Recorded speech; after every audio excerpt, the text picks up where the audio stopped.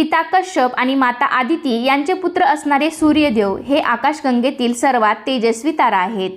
त्यांच्याप्रमाणेच अलौकिक तेज आपल्याला प्राप्त व्हावं, आपला भाग्योदय व्हावा, सौभाग्यप्राप्ती व्हावी, संतान प्राप्ती व्हावी, तसेच उत्तम आरोग्य लाभावं आणि आपल्यामध्ये आत्मविश्वास जागृत व्हावा यासाठी या महिन्यामध्ये प्रत्येक रविवारी सूर्यनारायणाचे व्रत केले जाते. आदित्य रानूबाईची कहाणी.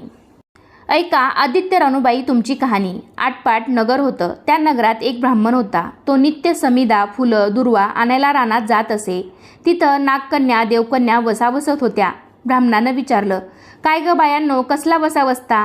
तो मला सांगा. तुला रे वसा कशाला हवा? उतशील मातशील, घेतला वसा टाकून देशील. ब्राह्मण म्हणाला, उतत नाही, मातत नाही, घेतला वसा टाकीत नाही.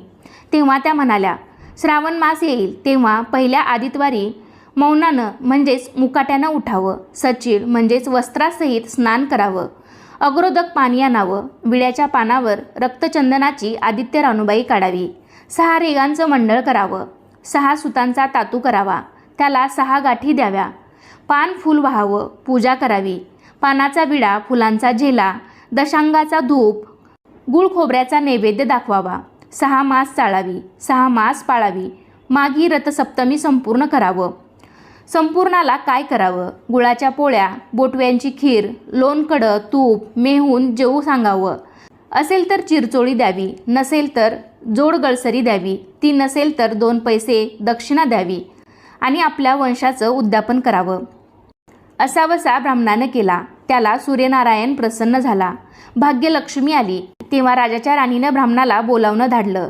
ब्राह्मण जातेवेळी भिवू लागला, कापू लागला. तेव्हा राजाच्या राणीनं सांगितलं, भिवू नका, कापू नका, तुमच्या मुली आमच्या येथे द्या.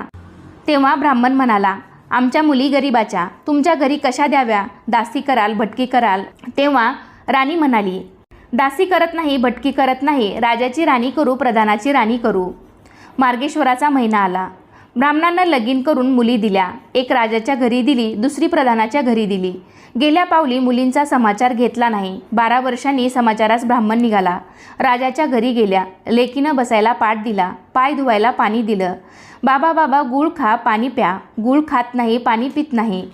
माझी कहाणी करायची आहे, ती तू ऐक. तुझी कहाणी ऐकायला मला वेळ नाही. राजा पारधीला जाणार आहे, त्याला जेवायला उशीर होईल. तोच त्याचे मनात राग आला. तेथून निघाला, प्रधानाच्या घरी गेला. तिनं पाहिलं, आपला बाप आला म्हणून बसायला पाट दिला, पाय धुवायला पाणी दिलं. म्हणाली, बाबा बाबा गुळ खा, पाणी प्या. गुळ खात नाही, पाणी पित नाही. माझी कहाणी करायची आहे.